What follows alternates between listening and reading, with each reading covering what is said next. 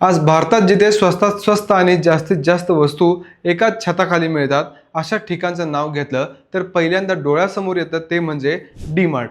सकाळी दुकान उघडल्यापासून रात्री शटर बंद होईपर्यंत डी मार्टच्या बाहेर उभी असलेली गर्दी, पार्किंगमध्ये रांगेत उभ्या असलेल्या गाड्या आणि बिलिंग काउंटरवर लागलेल्या लांबच लांब रांगा पाहिल्या की एकच प्रश्न प्रत्येकाच्या मनात येतो, इतका मोठा आणि यशस्वी व्यवसाय याची फ्रँचायझी मिळत असेल का? आजच्या या व्हिडिओमध्ये आपण या प्रश्नाचं उत्तर शोधणार आहोत. पण थांबा, उत्तर इतकं सोपं नाही. कारण या एका प्रश्नामागे दडलेला आहे एक मोठं व्यावसायिक गुपित, एक वेगळा विचार आणि एक असा निर्णय ज्यामुळे डी मार्ट आज भारतातील सर्वात यशस्वी रिटेल ब्रँडपैकी एक बनला आहे. कधी तुम्ही विचार केलाय का?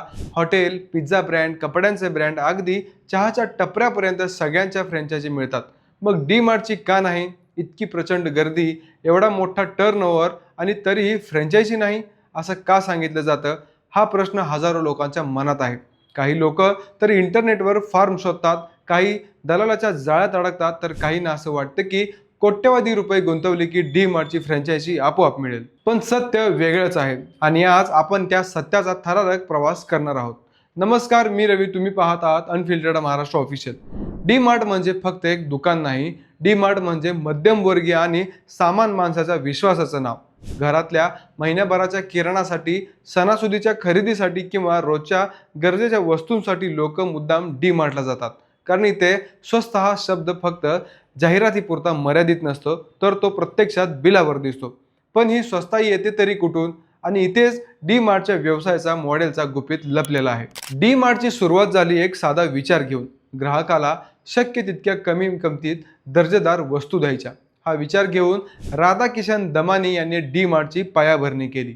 त्यांनी इतर मोठ्या रिटेल ब्रँड्सप्रमाणे झगमगाट, मोठमोठ्या जाहिराती किंवा महागड्या शोरूम्स यावर भर दिला नाही. उलट त्यांनी खर्च कमी ठेवला, ऑपरेशन साधं ठेवलं आणि नफा कमी पण विक्री जास्त हे सूत्र अवलंबलं. आणि इथूनच सुरू झाला डी मार्टचा वेगळा प्रवास. आता इथे प्रश्न येतो, फ्रँचायझी का नाही? इतर ब्रँड्स फ्रँचायझी देतात कारण त्यांना जलद वाढ करायची असते. दुसऱ्यांच्या पैशावर, दुसऱ्यांच्या जागेवर आणि दुसऱ्यांच्या मॅनेजमेंटवर आपला ब्रँड वाढवायचा असतो. पण डी मार्टने वेगळाच मार्ग निवडला. डी मार्टला नियंत्रण हवं होतं, प्रत्येक स्टोअरवर, प्रत्येक किमतीवर, प्रत्येक निर्णयावर. कारण जिथे फ्रँचायझी असते तिथे कंपनीचा थेट ताबा कमी होतो आणि डी मार्टला हे अजिबात मान्य नव्हतं. म्हणून डी मार्टने स्पष्टपणे जाहीर केलं, आम्ही फ्रँचायझी देत नाही. भारतात असलेले सगळे डी मार्ट स्टोअर्स हे कंपनीच्या स्वतःच्या मालकीचे आहेत. म्हणजेच त्या स्टोअरची जागा असो, ऑपरेशन असो, कर्मचारी असोत किंवा किंमत ठरवण्याचा अधिकार सगळं काही थेट कंपनीकडे असतं. त्यामुळे डी मार्ट प्रत्येक शहरात, प्रत्येक भागात एकसारखा अनुभव देऊ शकतो. पण इथेच सस्पेन्स वाढतो. जर फ्रँचायझी मिळत नसेल तर मग सामान्य माणसाने डी मार्ट सोबत व्यवसाय करायचा मार्गच नाही का? उत्तर आहे, पण तो मार्ग फ्रँचायझीपेक्षा वेगळा आहे आणि तो मार्ग खूप लोकांना माहीतच नसतो. पहिला मार्ग म्हणजे जमीन किंवा इमारत भाड्याने देणे. डी मार्टला मोठ्या, प्रशस्त आणि चांगल्या लोकेशनवर असलेल्या जागा लागतात. शहराच्या मध्यभागी किंवा वाढत्या परिसरात मुख्य रस्त्यालगत पार्किंगची सोय असलेली जागा असेल तर डी मार्ट ती खरेदी किंवा दीर्घकालीन भाड्याने घेऊ शकते. अशा वेळी तुम्ही डी मार्टचे स्टोअर चालवत नाही, पण तुमच्या जागेवर डी मार्ट चालतो आणि यामधून तुम्हाला दर महिन्याला स्थिर आणि मोठं भाडं मिळू शकतं. काही ठिकाणी तर ही भागीदारी 15 ते 30 वर्षापर्यंत असू शकते.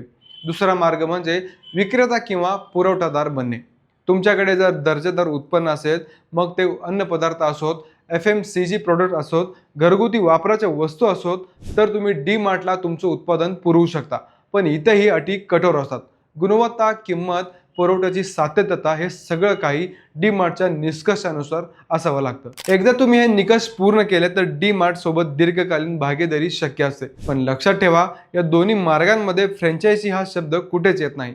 कारण डी मार्टला त्याचा व्यवसाय त्याच्या नियंत्रणातच ठेवायचा आहे आणि हाच निर्णय डी मार्टला इतरांपेक्षा वेगळं बनवतो. आज सोशल मीडियावर, यूट्यूबवर आणि वेबसाईट्सवर अनेक जण डी मार्ट फ्रँचायझी या नावाखाली चुकीची माहिती देतात. काही जण पैसे मागतात, काही जण फॉर्म भरायला सांगतात. पण हे सत्य इथेच आहे, डी मार्ट फ्रँचायझी देत नाही. त्यामुळे अशा फसवणुकीपासून सावध राहणं खूप गरजेचं आहे. आता थोडा विचार करा, डी मार्ट फ्रँचायझी नसतानाही कंपनी इतकी मोठी कशी झाली? कारण त्यांनी जलद वाढीपेक्षा स्थिर वाढ निवडली. त्यांनी ब्रँडच्या नावापेक्षा ग्राहकाच्या खिशाला महत्त्व दिलं. आणि याच कारणांमुळे आज डी मार्ट म्हणजे विश्वासाचं प्रतीक बनलं आहे. जर आज तुम्ही डी मार्टमध्ये उभे राहून लोकांना पाहिलं तर लक्षात येईल इथे श्रीमंती, मध्यमवर्गीय, गरीब सगळेच खरेदी करताना दिसतात. कारण डी मार्टने सगळ्यांसाठी हा विचार जपला आहे आणि हा विचार टिकवण्यासाठी फ्रँचायझी मॉडेल त्यांच्या मार्गात अडथळा ठरू शकला असता. म्हणूनच जर तुम्हाला मनात हा प्रश्न असेल की डी मार्टची फ्रँचायझी कशी मिळते, तर उत्तर थोडं धक्कादायक आहे, ती मिळतच नाही. पण जर तुमच्याकडे चांगली जागा असेल किंवा दर्जेदार उत्पन्न असेल तर तुम्ही डी मार्ट सोबत व्यवसाय करू शकता. फक्त पद्धत वेगळी आहे. आणि आता या व्हिडिओच्या शेवटी एक महत्त्वाचा प्रश्न म्हणजे तुम्हाला डी मार्ट कडून फ्रँचायझी हवी आहे की डी मार्ट सारखं यशस्वी मॉडेल समजून घ्यायचं आहे? कारण कधी कधी फ्रँचायझी न मिळणं ही त्या ब्रँडची खरी ताकद असते. डी मार्टने हे सिद्ध केलं आहे. जर तुम्हाला हा व्हिडिओ माहितीपूर्वक वाटला असेल तर लाईक करा, शेअर करा आणि चॅनलला सबस्क्राईब करायला विसरू नका. कारण अशाच खऱ्या थरारकांनी वास्तवावर आधारित असलेले बिझनेस स्टोरीज आम्ही तुमच्यासाठी घेऊन येत असतो. पुढच्या व्हिडिओमध्ये भेटूया. तोपर्यंत एकच लक्षात ठेवा, प्रत्येक मोठ्या यशामागे एक वेगळा विचार असतो आणि डी मार्ट हा त्याचा जिवंत पुरावा आहे. धन्यवाद.